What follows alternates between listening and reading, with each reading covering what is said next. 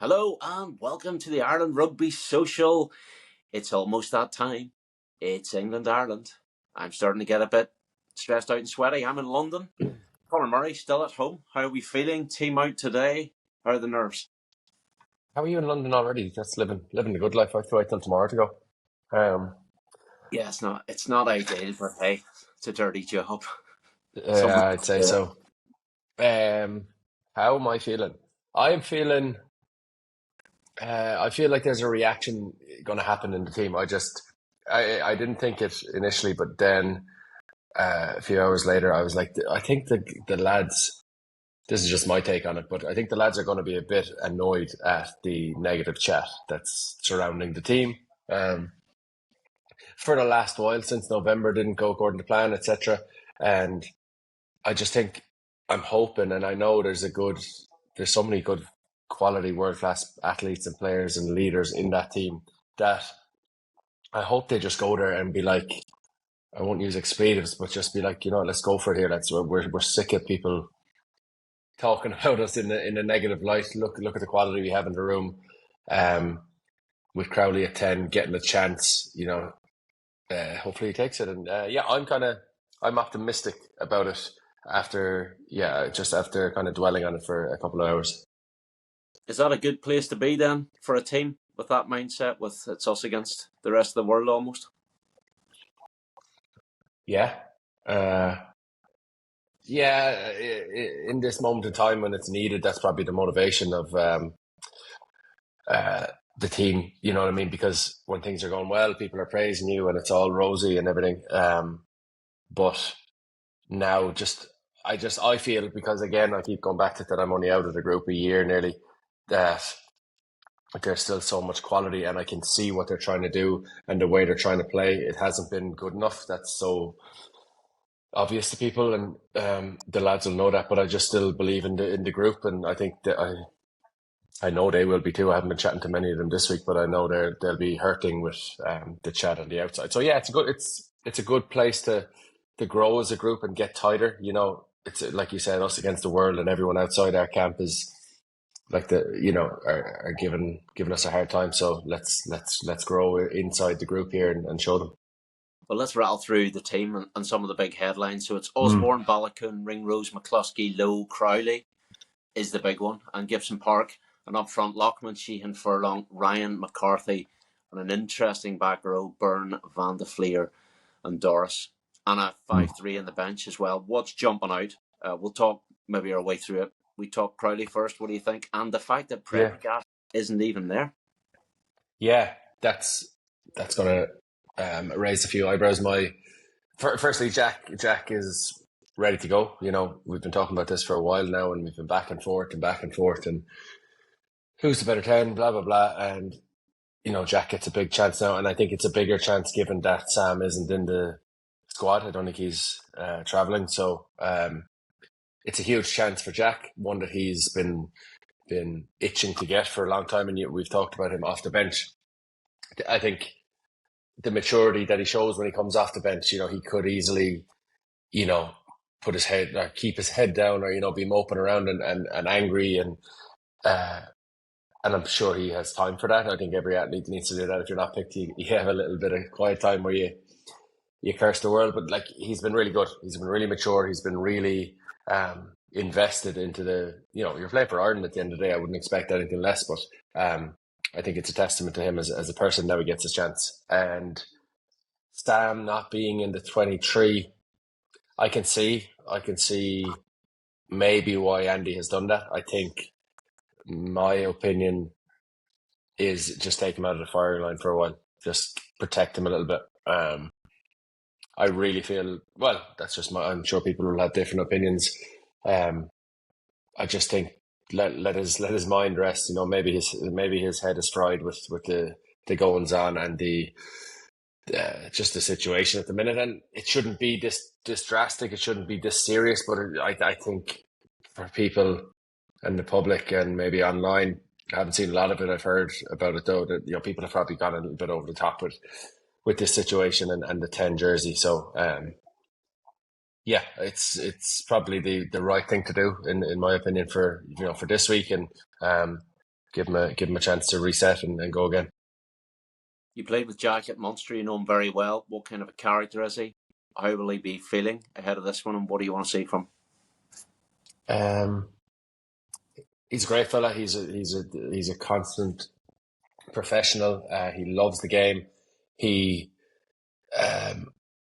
drives the team really well. During the week we talk about the out half in Ireland and how important that is, and how much of a leader they are. And it was Sam's opportunity the last couple of weeks, and now Jack gets the chance, and he doesn't shy away from it. I've been there when Jack has been not selected and selected, and it's probably hard for a player to go from being not selected and not driving, especially out half, not driving the week, taking a back seat.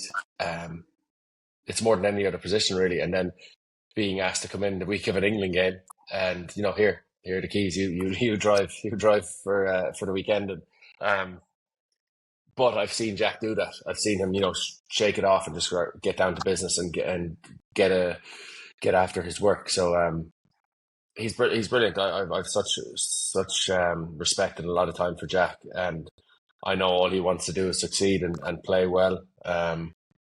So hopefully he goes well at the weekend, because it'd be nice to start big enough the tens again. I think we always will, and we'll always see the positives, not what they can't do or what they do poorly.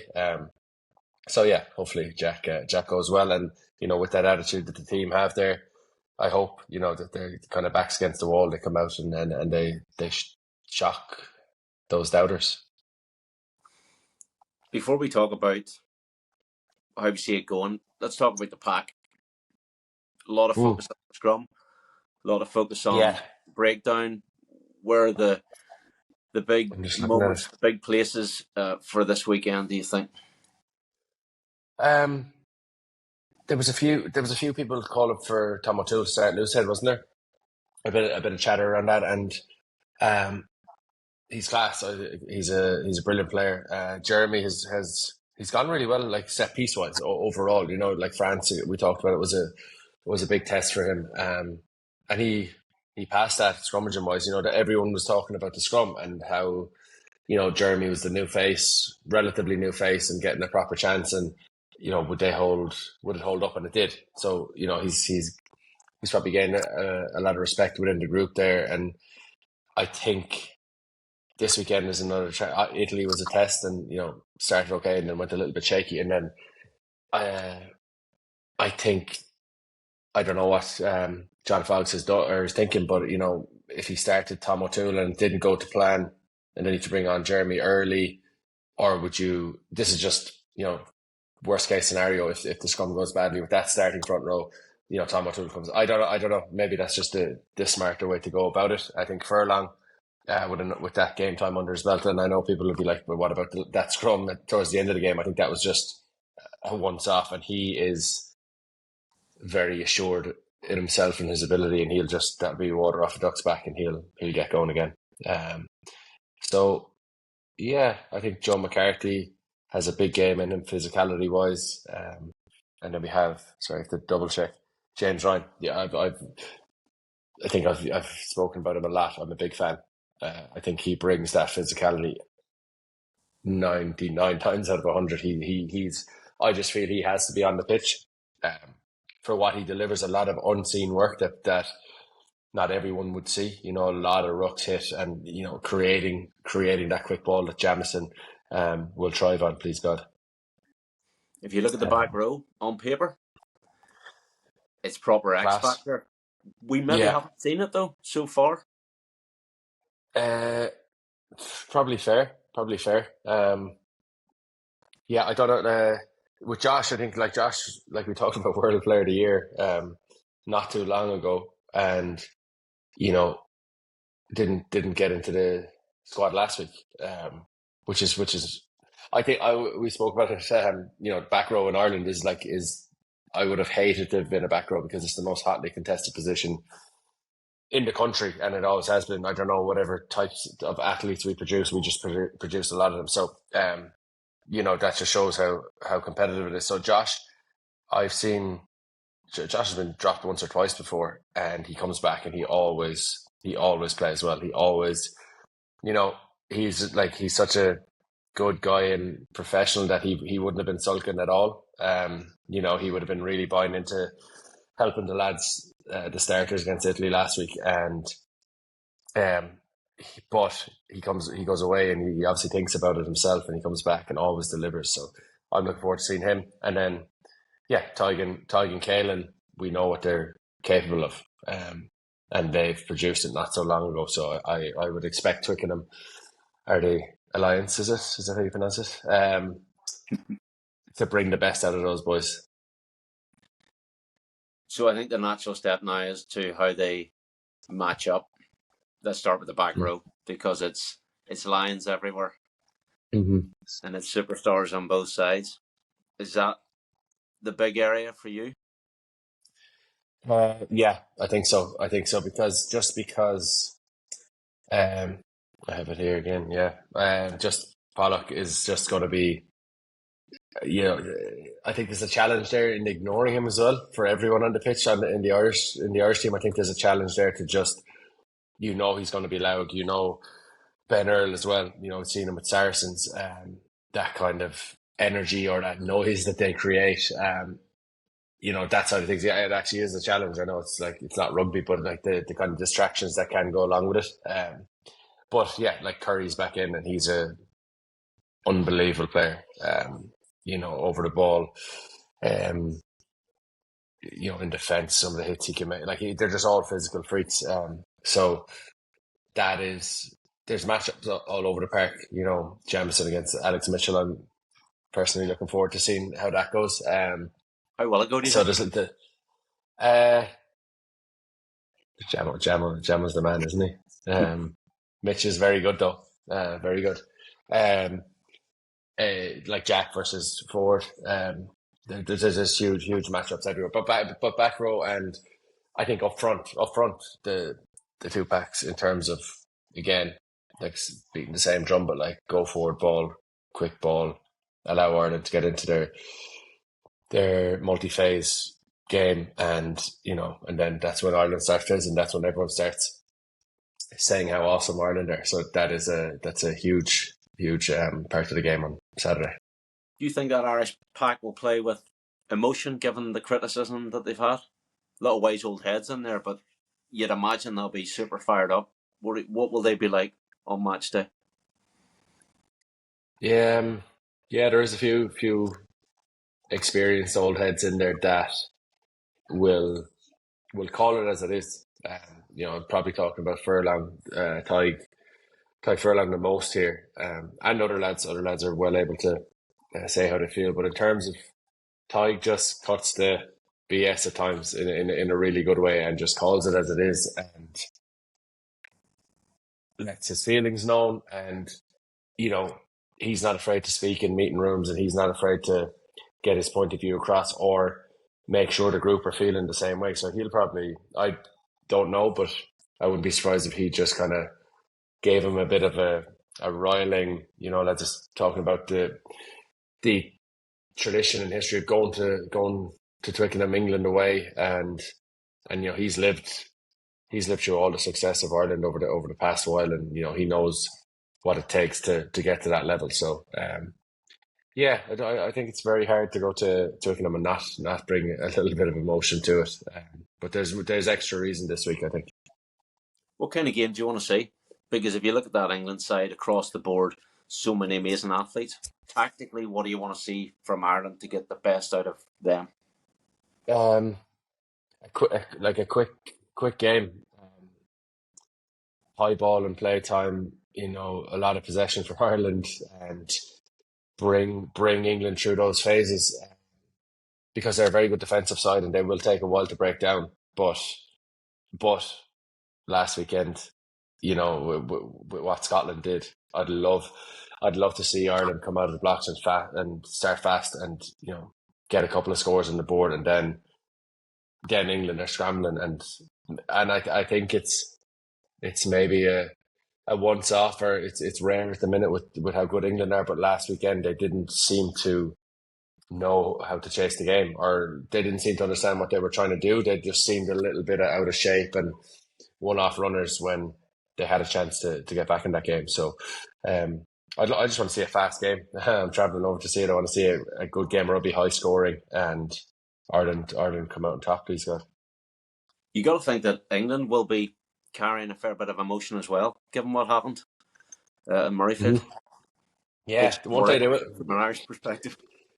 That's the fear. Like, I think the optimism is you saw England defeated last weekend, basically, and you saw the kind of the possible ways to do that if you're Ireland. So that's the optimism, but the fear, like you said, is the reaction that they'll have, because they've been going so well.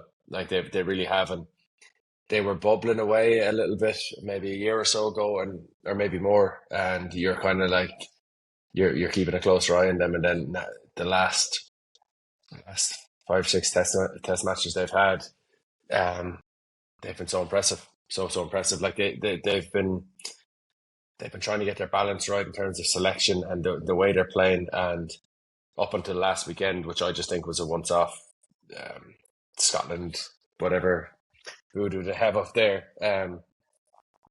I think they're a serious side with you go through the team and the athletes they have. They can be dangerous, and Twickenham, like we spoke about, can be daunting at the best of times, especially when you go there and you know England have a very strong side. Is the Six Nations after a Lions tour a different one, an unusual one, and so many Lions on both sides? How will that play in this week? Yeah, as from the outside looking in. But yeah, I know. I think sometimes, like you saw, maybe just quickly go through like Leinster's form being a little bit patchy. You know, I know Munster started well, we didn't have that many lines. So you know, sometimes after a Lions tour, it can probably take a little bit of time to get up and running again. Just because a Lions year is so long, and at the end of it, you have this amazing tour, obviously, but like it is quite taxing mentally and physically. So you know, you get your little break, you come back and pre-season, and then you get playing again. But you know, sometimes it can take a little bit of time to be up and running. So what I'm saying is, I hope the lads are all up and running now. And you know, if they were a little bit off, like Irish and English Lions we're talking about, if they're a little bit off, you know, no better fixture to get you going again. It's like, you know, Ireland, England, Twickenham is one of the fixtures. So I maybe fatigue at the start of the season, maybe not now. I don't think so. I think they've been well managed, the Irish lads, but I just think you'll see a little bit of chatter, you know, a little bit of on-field messing and holding each other down, you know. Ellis Genge and Philly Beelum, you know, that bromance. You'll have to, if they come across each other at some point, you know, they'll just be messing within a very serious situation. That's kind of how I found it. You know, if you struck up a friendship on the Lions tour and you played them in the Six Nations, there's just a little bit of chat and also a bit of extra motivation to get one up on your new mates, and you know, show them that, you know, you're the better team still. So yeah, it's always interesting to see, because you watch the Lions from afar and the clips you see, and then we get to watch them at the weekend and see some lads will just put it to the side and not even look at anyone, and then other lads like to chirp a little. So it'll be interesting viewing. Who'll be chirping? Go on, tell us. I don't know him, but I'd say Ellis Genge will be chirping. Jamie George, when he gets on, will definitely be chirping. Furlong again as well, able to talk, so I'd say he'll be giving it back to them. Who else? Bundy, if he was there, he'd definitely be chirping. We'll probably still hear him. I think he's over there, so we'll probably still hear him from the stands. Yeah, so it's good. It's good, kind of till bit of entertainment, I'd say, on the side of a very serious game. I suppose the nature as well, the Six Nations, both one win, both one defeat, feels like a really massive game. If you win, you're going in the right direction. If you lose, the heat really comes on. Does this feel like as big a game as we've seen in a long, long time? Yeah, like I think you're right. The way the fixtures or the scores and results have gone, it feels like a make or break because of where it leaves you in the table. You know, with 2 games to go, it's you know, it's the midway point. It literally is. Win things, you know, there's optimism and there's belief that, you know, France might slip up and there's a chance of something, or you've lost and then I know like you've 2 games left. You're very much out of the reckoning, and it becomes a different mindset. It just does naturally. So, yeah, it is. It's huge. It's a massive moment, turning point, whatever way you want to describe it in this tournament.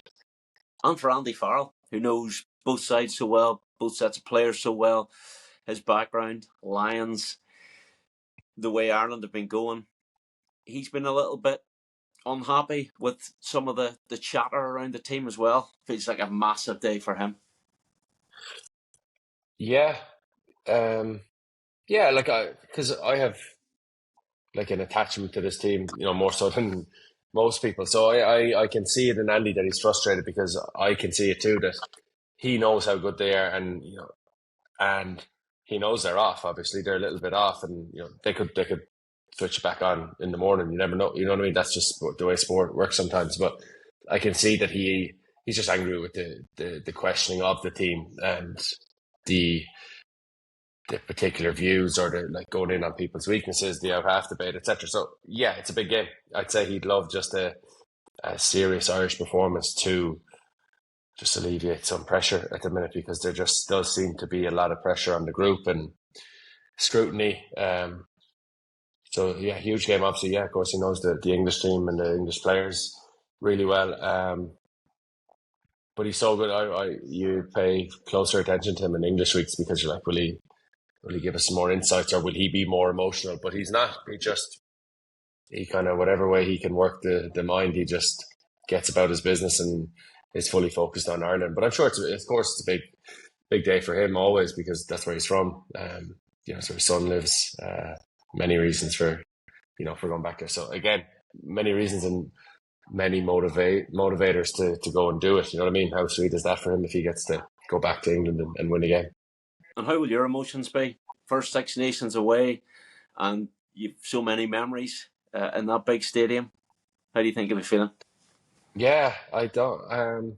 I'm excited. I think it's nearly a year now, so a lot has gone on since then, and you've had a lot of time to reflect and settle. So, just as a fan, looking forward to going over. A fan, and again, someone that's just out of the group, so very, very close to a lot of those guys in there. So, yeah, buzzing to go over there and experience it. I don't think I've been there since Wasp versus Toulouse in that European Cup final as a non-player. Sorry. So yeah, should be interesting. Okay, call it time. What do you think? I do, after the few hours of going over it and trying to think what the mindset of the lads. I think Ireland will do it by a score. It'll be a very tight game. I hope, like we said, it'll be high tempo, high scoring. I think Ireland by 4. Feels like it's going to be stressful. Yeah, it will be. Yeah, it will be. But we're not on the pitch yet. We don't have to stress too much. Yeah, we'll pick it all apart afterwards on the Ireland Rugby Social in the company of Mike McCarthy. And yeah, I can't wait. Thanks for your time. And I will see you when you get over here. Hold on, you didn't call it. Yeah, oh, hey, I'm taking a step back from that. No, come on. I worry. I want to be wrong, but I worry. I think it could be England by a score. By a score, okay. Yeah, right. Within a score, so I think up to 7. Okay. I don't want that to be the case, although I'm good. I'm glad to hear that. Yeah, we are there. That's reassuring. Perfect. Yeah, so look, I look forward to it. And let's hope for a special day. It's going to be class.